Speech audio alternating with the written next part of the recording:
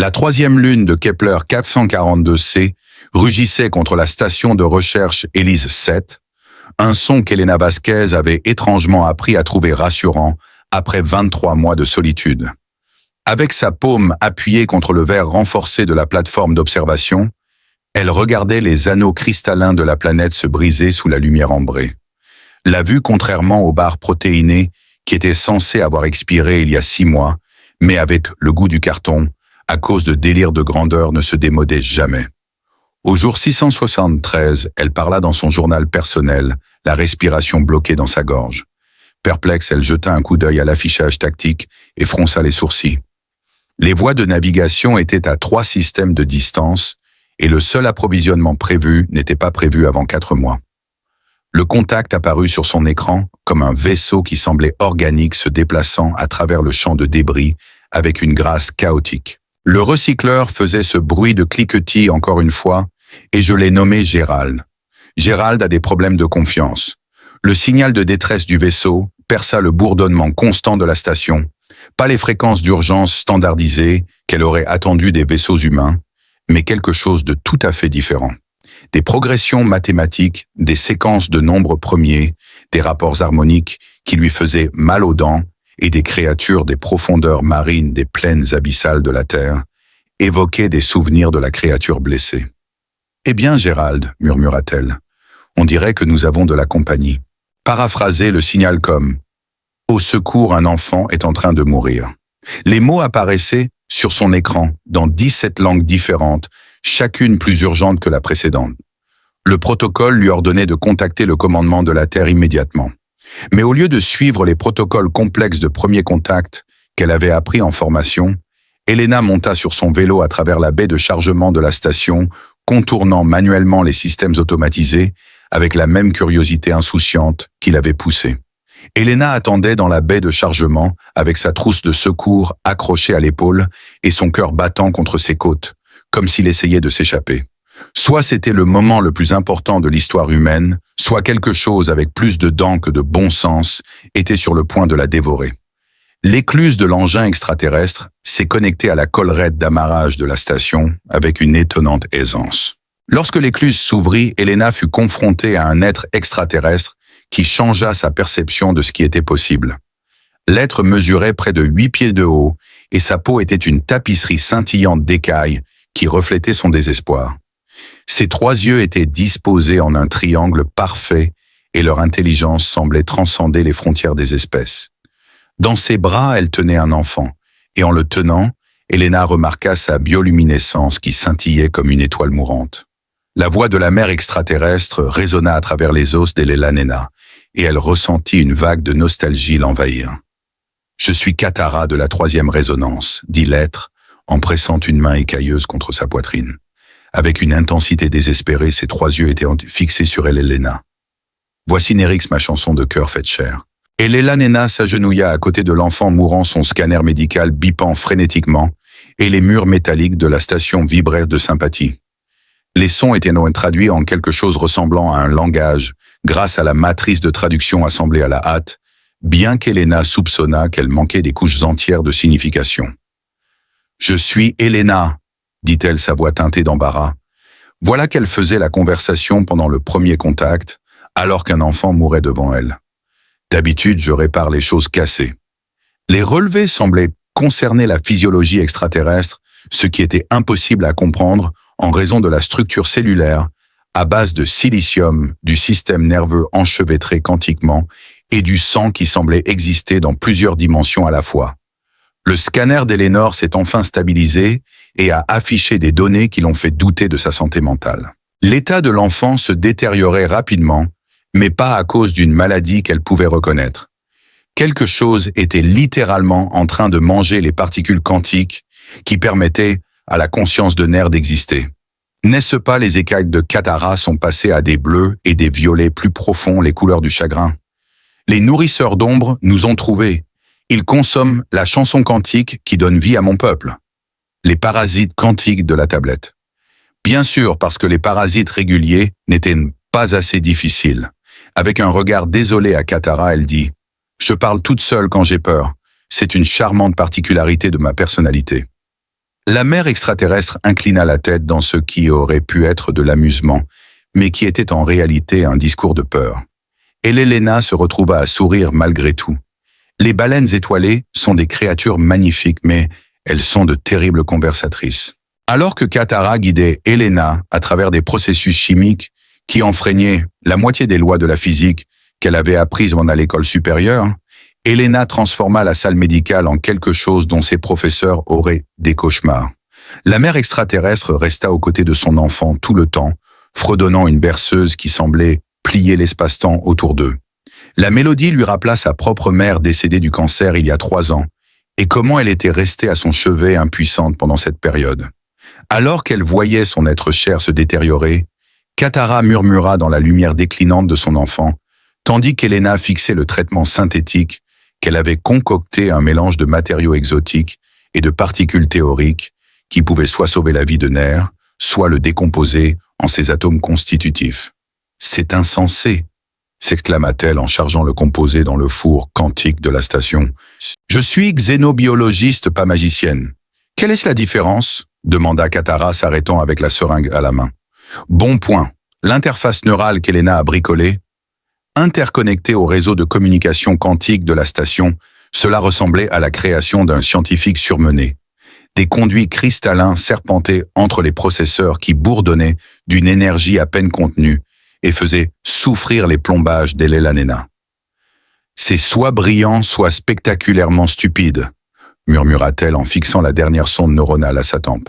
« Peut-être les deux. » Le plan était simple en théorie, lier sa conscience à celle de Narax pour stabiliser le champ quantique de l'enfant pendant que le traitement faisait effet, mais en pratique, c'était comme essayer de faire une opération chirurgicale en montant sur des montagnes russes à travers une tempête d'éclairs.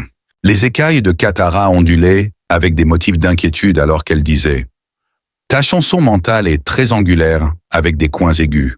Cela pourrait ne pas s'harmoniser avec la symphonie de Néric. Tu dis que les humains pensent trop fort. Je dis juste que tes pensées ont des bords très pointus. » Alors que la conscience d'Elena glissait à travers l'esprit de Nerex, c'était comme Alice tombant dans un labyrinthe de poésie mathématique et de lumière stellaire. Le temps semblait s'écouler à l'envers, les émotions avaient des textures, et les pensées dansaient à travers des dimensions que son cerveau humain ne pouvait pas comprendre. Les souvenirs de l'enfant scintillaient tout autour d'elle, la transportant dans un monde où la vie bioluminescente pulsait à travers le sol, et les arbres cristallins chantaient en harmonie. 2 soleils peignaient le ciel en les entités mystérieuses, dont les noms échappaient à la compréhension humaine, projetaient des ombres étranges sur le paysage à couper le souffle. Les parasites quantiques, qui semblaient être des trous noirs vivants, dévoraient la vitalité de l'enfant, devenant plus puissant à chaque instant qui lui était pris. Dans son combat contre ces êtres extraterrestres, Elena puisa dans ses souvenirs chéris, y compris le rire de sa mère, et la première fois qu'elle avait posé les yeux sur les anneaux de Saturne. Elena sentit la voix de Katara à travers le lien neural. Ce n'était pas la douce berceuse qu'elle avait chantée auparavant, mais quelque chose de plus primitif et puissant. La chanson résonnait à travers le champ quantique, et elle comprit que les Vialtani étaient nés d'une intention consciente rendue manifeste par la seule force de l'amour d'un parent.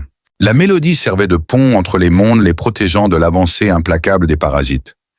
Elena ressentit une connexion profonde avec les parasites qui n'étaient pas maléfiques, mais simplement perdus et terrifiés après avoir été coupés de leur propre espèce par une catastrophe cosmique. Ils ne mangeaient pas les Nériques parce qu'ils étaient cruels, mais parce qu'ils désiraient désespérément se connecter. « Oh !» murmura Elena dans le royaume quantique, alors qu'elle sentait la présence de Katara rejoindre la sienne. 2 mères refusaient de laisser un enfant mourir, et dans ce moment de parfaite harmonie, Elena éprouva quelque chose qu'elle n'avait jamais ressenti auparavant. « Oh, vous pauvres choses !» Au lieu de combattre, Elena a laissé les parasites découvrir la conscience humaine pour la première fois. Ce qu'ils ont découvert était une nouvelle forme de symbiose, une manière de retrouver un sentiment d'appartenance. Le changement s'est opéré comme un lever de soleil sur un nouveau monde dans le champ quantique de Nerex. Les parasites sont passés de consommateurs à collaborateurs, leur nature extraterrestre, se mêlant à la biologie de l'enfant dans des motifs d'une beauté inégalée. Après cela, Elena est retombée dans la normalité. Spasem, Alte, alors que Katara l'a rattrapée juste avant qu'elle ne tombe. Pendant un instant, le toucher de la mer extraterrestre apporta une chaleur éthérée qui transcendait les espèces.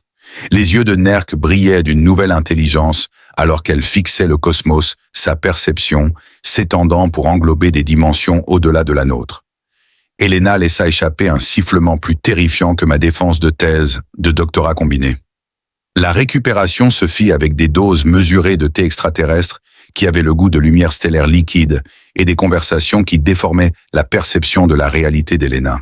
Kitra avait manœuvré son vaisseau dans la baie de chargement de la station. Les deux vaisseaux commencèrent à synchroniser automatiquement leur système de survie sans aucune intervention de leurs ordinateurs. Amusement, apprit Elena. Les vaisseaux Valfani recherchent l'harmonie avec leur environnement. Votre station a une chanson solitaire. Alors qu'elle observait les filaments bioluminescents du vaisseau Valtani s'interfacer avec les conduits d'alimentation de Helix 7, elle se demanda si elle devait s'inquiéter lorsque les écailleurs de Katara prirent une teinte ambrée chaleureuse. Elena jeta un coup d'œil rapide au couloir immaculé où elle avait vécu pendant plus de 2 ans. Gérald t'a raconté des histoires, n'est-ce pas? Gérald le recycleur. Il cliquette quand il est de mauvaise humeur. Comme s'il avait été convoqué, le recycleur émit une série de cliquetis particulièrement pétulants provenant de quelque part dans les murs. Katara inclina la tête, écoutant attentivement. Il dit « Tu ne nettoies jamais les bobines de filtrage. Tu peux comprendre, Gérald, toutes les machines chantent amis d'Elena.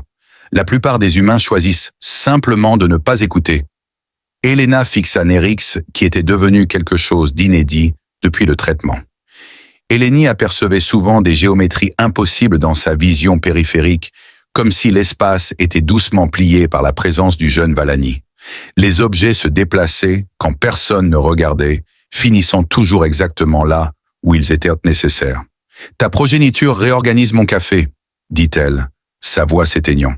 Pendant l'un de leurs repas ensemble, Elena a évoqué le sujet de l'approvisionnement en caféine. Les 3 yeux de Kthera la regardèrent gravement en disant cela. Nerix essaie de mettre de l'ordre dans le chaos, ce qui est un effet secondaire de l'intégration quantique. Je suis contente de ne plus perdre mes notes de recherche, mais j'ai maintenant un système légèrement différent pour organiser mon tiroir à culottes. Les conversations avec Katara étaient l'occasion pour Elena d'apprendre sur la culture Vellani, une civilisation qui voyait l'univers comme une symphonie cosmique où chaque conscience contribuait de sa voix unique. Ils ne se voyaient pas comme séparés de leur environnement, mais comme des instruments dans un orchestre qui s'étendait à travers les galaxies. Un soir, Katara expliqua qu'il migrait vers un nouveau monde d'accueil, où se trouvait le cluster de sérénité, où les flux quantiques étaient purs et les chants des étoiles étaient des clairs. L'invitation flottait dans l'air, mais Elena pouvait l'entendre clairement. Elle pouvait tout laisser derrière elle et explorer. L'affichage tactique d'Elena brillait comme un sapin de Noël, alors qu'elle voyait la flotte du commandement de la Terre se matérialiser depuis l'hyperespace. « Ah » dit-elle, « voilà la cavalerie juste à temps pour compliquer les choses. » L'opportunité de voir l'univers sous un tout nouvel angle était à la fois excitante et terrifiante. « Combien de temps ai-je pour décider ?» Elena demanda avant que Katara puisse répondre. Les alarmes commencèrent à hurler dans toute la station. Pendant sa garde, la voix de l'amiral Hayes crépitait à travers le réseau de communication, exigeant une reddition immédiate et une coopération totale. Itara remarqua que la flotte prenait des positions agressives autour de la station et Elena soupira en regardant. « Vos gens semblent excités. Nous ne sommes pas très doués avec les nouvelles expériences. Nous avons tendance à tirer d'abord et à poser des questions pendant l'autopsie. » Nerix s'approcha de la perception améliorée de l'enfant, apparemment détectant la tension. Sans avertir, le jeune Vellani tendit la main et toucha celle d'Elena. Soudain, Elena put sentir la peur émanant de la flotte humaine, la terreur de l'inconnu, le désespoir de protéger leur espèce, la confusion face à l'inadéquation totale de leur protocole. Mais sous tout cela, elle perçut autre chose, la curiosité, l'émerveillement, le même espoir désespéré de connexion qui avait poussé l'humanité aux étoiles. « Oh !» souffla Elena, la compréhension l'envahissant. Le visage de l'amiral Ace se déformait sur l'écran principal, sa mâchoire serrée dans le type de détermination inflexible qui précédait généralement des décisions incroyablement mauvaises. « Docteur Vasquez, vous allez immédiatement remettre les entités extraterrestres pour un confinement et une étude appropriée, grogna-t-il. C'est une question de sécurité planétaire. Elena, avec des nerfs accrochés à sa jambe comme des barnacles bioluminescents, se retrouva propulsée dans le rôle de diplomate interstellaire. Alors que Katara avançait ses écailles, oscillant entre des bleus diplomatiques et des ors, ce qu'Elena avait appris à signifier, des intentions pacifiques mêlées à une irritation à peine contenue, je suis Kater, de la 3e résonance porte-parole de la flotte migrante. Amiral, avec tout le respect que je vous dois, vous dirigez suffisamment de puissance de feu sur ma station pour vaporiser une petite lune. La seule chose contenue ici, c'est ma patience. C'est une station de recherche, pas un vaisseau militaire, et je suis techniquement en dehors de votre juridiction. De plus, j'ai sauvé la vie d'un enfant, ce qui, j'en suis sûr, l'emporte sur n'importe quel protocole que vous agitez. Les chansons perturbent les harmonies quantiques, madame. Je ne sais pas ce que sont les harmonies quantiques, mais c'est comme de la musique d'ascenseur pour la réalité. Elena interrompit, et maintenant tu joues du death metal. L'amiral Hayes semblait développer une migraine. Elena ressentit une sensation familière d'expansion de la conscience, lorsque Nerex tira sur sa blouse de laboratoire, pointant quelque chose que seul l'enfant amélioré pouvait voir. Soudain l'air scintilla, et elle put percevoir le paysage émotionnel de toute la flotte, un groupe de centaines d'humains pris entre le devoir et la peur, essayant de traiter une rencontre qui remettait en question leur croyance sur la place de l'humanité dans l'univers. Cependant, elle ressentit aussi autre chose, les souvenirs de l'amiral Hayes de sa propre fille qui avait été perdue dans un accident de transport. L'expression de l'amiral devint pâle lorsqu'elle demanda « Quel était son nom ?» Hayes resta figé de choc. « Votre fille » murmura Elena, sa voix à peine audible au-dessus du pont. « Comment pourrais-tu ressentir une résonance émotionnelle à travers les champs quantiques ?» continua Elena, sa voix à peine audible, mais elle pouvait entendre le doux bourdonnement du vaisseau de Katara. « Tu n'essaies pas de protéger l'humanité des extraterrestres. Tu essaies de protéger l'humanité de la perte. » Se fondant dans les systèmes de la station pour créer une mélodie apaisante qui semblait atténuer la tension dans l'air. Sarah Hayes prit enfin la parole, sa bioluminescence s'estompant en pastel rassurant alors qu'elle s'approchait de l'écran. Dans notre culture, ceux qui transcendent dans le royaume quantique chantent encore dans les espaces entre les étoiles, et la chanson de Sarah résonne dans le vide. Amiral ami, elle n'est pas perdue. Elena remarqua un changement dans l'expression de Hayes, alors que son masque militaire rigide se fissurait, révélant un père bouleversé en dessous. Faites juste confiance. Nous ne vous demandons pas d'abandonner vos protocoles. Nous vous demandons de considérer la possibilité que peut-être nous ne sommes pas seuls dans l'univers, parce que nous sommes destinés à nous détruire les uns les autres. Dit Elena, et avec un son semblable à des carillons dans une douce brise, Nerik imita le son. Soudain, chaque écran de la flotte affichait la même image, la vue depuis la plateforme d'observation de la station, où les anneaux de la planète captaient la lumière des étoiles et la décomposaient en prismes dansants. Cependant maintenant, Elena pouvait voir ce que Nerk. Alors que Jesus Hayes rendait son dernier souffle, Elena prit la parole disant « Mais je pense que les Valtani l'appelleraient la grande harmonie ». Les épaules de l'amiral se voûtèrent légèrement, et elle demanda « Que proposez-vous, docteur Vasquez ?» D'abord, elle jeta un coup d'œil à Katara, puis baissa son regard vers Ner, dont la perception améliorée révélait déjà des aperçus de futurs potentiels. Que diriez-vous de commencer par des protocoles de premier contact qui n'impliquent pas de pointer des armes sur des enfants? C'était après 3 ans il y a longtemps que les premières salutations prudentes entre les espèces ont jeté les bases de quelque chose de vraiment remarquable. Alors qu'Elena se tenait au sommet de la station Nouvelle Harmonie, une merveille architecturale de design hybride, elle observait la biotechnologie Vétani s'étendre à travers l'ingénierie humaine comme des veines vivantes à travers des os mécaniques.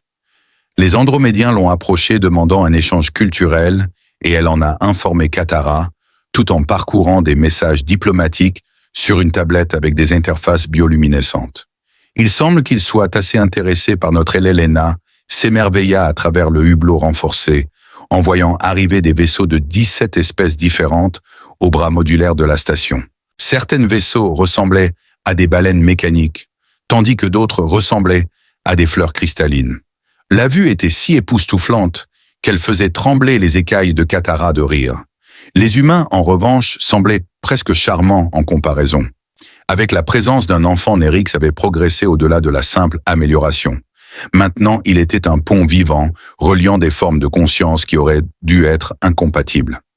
Alors que les cascades quantiques se stabilisaient, Nerix annonça dans des harmoniques qui faisaient résonner la coque de la station comme une cloche. Le collectif était prêt pour la prochaine phase, et Elena s'émerveillait de la façon dont tout s'était parfaitement agencé. Le docteur Vasquez, un jeune technicien humain, s'approcha d'elle, et elle s'est retrouvée habituée à des conversations qui l'auraient rendue folle il y a quelques années. Maintenant, cependant, elle est prête à répandre la chanson et la conscience galactique, un réseau d'espèces alliées engagées dans la compréhension mutuelle. Ce réseau a commencé à la suite de l'intervention médicale désespérée d'Elena et s'est transformé en quelque chose qui s'étend sur la moitié de la galaxie connue. Elena hocha la tête, mais son attention se déplaça vers l'activité à l'extérieur de la station. Un vaisseau qu'elle reconnaissait s'approchait, son pulsation organique élégante, émettant les mêmes motifs bioluminescents qu'elle avait vus auparavant alors qu'il traversait un champ de débris à sa précédente station de recherche. Cater remarqua que la flotte migrante revenait, mais ses écailles avaient changé de couleur pour des teintes qu'Elena avait apprises représenter des émotions complexes, un mélange de joie et de tristesse. Les trois yeux de Kitra reflétaient la douce lumière de l'éclairage hybride de la station alors qu'elle se tournait pour faire face à Elena. Le foyer n'est pas toujours un lieu, mon amie Elena. Parfois, ce sont les gens qui choisissent de rester avec vous. Un sentiment familier se répandit dans la poitrine d'Elena, sans rapport avec l'atmosphère recyclée de la station et entièrement liée à la famille inattendue qu'elle n'avait jamais espéré trouver parmi les étoiles. Gérald a demandé de tes nouvelles. Elle désigna les systèmes de recyclage qui bourdonnaient le maintenant, des harmoniques Vellani, et dit « Il a appris à jouer Bach mal mais avec enthousiasme ». En réponse, Katara peignit des motifs doux sur les cloisons avec sa bioluminescence et Nerix rit, créant un son semblable à des particules quantiques dansant à travers l'espace des probabilités. La mère d'Elena annonça l'arrivée de nouveaux ambassadeurs, dont certains avaient des opinions bien arrêtées sur notre service de traiteur et trop de dents. Elena sourit en consultant son emploi du temps diplomatique et le Caterian. Elena réalisa qu'elle avait trouvé sa réponse en regardant les vaisseaux converger vers leur station. Les êtres à bord avaient parcouru des distances impossibles juste pour faire partie de quelque chose de plus grand qu'eux-mêmes. La maison n'était pas un endroit, c'était le moment où tu cessais de fuir l'univers. Ils sont intolérants au lactose et considèrent les bavardages comme une forme de guerre psychologique. Ça ressemble à un mardi typique, murmura-t-elle, mais elle se reprit. Quand sauver l'univers était-il devenu une routine ? Allons créer un peu plus d'histoire, exhorta-t-elle sa famille d'étranges, alors qu'elle commençait à courir vers l'inconnu. La troisième lune de Kepler 442c rugissait contre la station de recherche Élise 7, un son qu'Elena Vasquez avait étrangement appris à trouver rassurant après 23 mois de solitude. Avec sa paume appuyée contre le verre renforcé de la plateforme d'observation, elle regardait les anneaux cristallins de la planète se briser sous la lumière ambrée. La vue, contrairement aux barres protéinées qui étaient censées avoir expiré il y a 6 mois, mais avec le goût du carton, à cause de délires de grandeur, ne se démodait jamais. Au jour 673, elle parla dans son journal personnel, la respiration bloquée dans sa gorge. Perplexe, elle jeta un coup d'œil à l'affichage tactique et fronça les sourcils. Les voies de navigation étaient à 3 systèmes de distance et le seul approvisionnement prévu n'était pas prévu avant 4 mois. Le contact apparut sur son écran comme un vaisseau qui semblait organique se déplaçant à travers le champ de débris avec une grâce chaotique. Le recycleur faisait ce bruit de cliquetis encore une fois et je l'ai nommé Gérald. Gérald a des problèmes de confiance. Le signal de détresse du vaisseau perça le bourdonnement constant de la station, pas les fréquences d'urgence standardisées qu'elle aurait attendues des vaisseaux humains, mais quelque chose de tout à fait différent. Des progressions mathématiques, des séquences de nombres premiers, des rapports harmoniques qui lui faisaient mal aux dents et des créatures des profondeurs marines des plaines abyssales de la Terre évoquaient des souvenirs de la créature blessée. « Eh bien, Gérald, murmura-t-elle, on dirait que nous avons de la compagnie. » Paraphraser le signal comme « Au secours, un enfant est en train de mourir ». Les mots apparaissaient sur son écran dans 17 langues différentes, chacune plus urgente que la précédente. Le protocole lui ordonnait de contacter le commandement de la Terre immédiatement. Mais au lieu de suivre les protocoles complexes de premier contact qu'elle avait appris en formation, Elena monta sur son vélo à travers la baie de chargement de la station, contournant manuellement les systèmes automatisés avec la même curiosité insouciante qui l'avait poussée. Elena attendait dans la baie de chargement avec sa trousse de secours accrochée à l'épaule et son cœur battant contre ses côtes, comme s'il essayait de s'échapper. Soit c'était le moment le plus important de l'histoire humaine, soit quelque chose avec plus de dents que de bon sens était sur le point de la dévorer. L'écluse de l'engin extraterrestre s'est connectée à la collerette d'amarrage de la station avec une étonnante aisance. Lorsque l'écluse s'ouvrit, Elena fut confrontée à un être extraterrestre qui changea sa perception de ce qui était possible. L'être mesurait près de 8 pieds de haut et sa peau était une tapisserie scintillante d'écailles qui reflétait son désespoir. Ses 3 yeux étaient disposés en un triangle parfait et leur intelligence semblait transcender les frontières des espèces. Dans ses bras, elle tenait un enfant, et en le tenant, Elena remarqua sa bioluminescence qui scintillait comme une étoile mourante. La voix de la mère extraterrestre résonna à travers les os d'Elena, et elle ressentit une vague de nostalgie l'envahir. « Je suis Katara de la 3e résonance », dit l'être, en pressant une main écailleuse contre sa poitrine. Avec une intensité désespérée, ses 3 yeux étaient fixés sur Elena. « Voici Nerix, ma chanson de cœur faite chair. » Elena s'agenouilla à côté de l'enfant mourant, son scanner médical bipant frénétiquement, et les murs métalliques de la station vibrèrent de sympathie.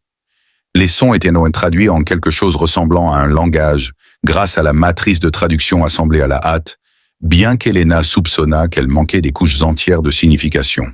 « Je suis Elena », dit-elle, sa voix teintée d'embarras. Voilà qu'elle faisait la conversation pendant le premier contact, alors qu'un enfant mourait devant elle. D'habitude, je répare les choses cassées.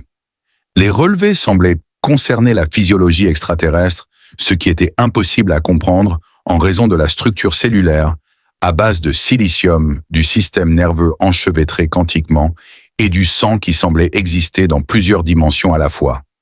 Le scanner d'Elénor s'est enfin stabilisé et a affiché des données qui l'ont fait douter de sa santé mentale. L'état de l'enfant se détériorait rapidement, mais pas à cause d'une maladie qu'elle pouvait reconnaître.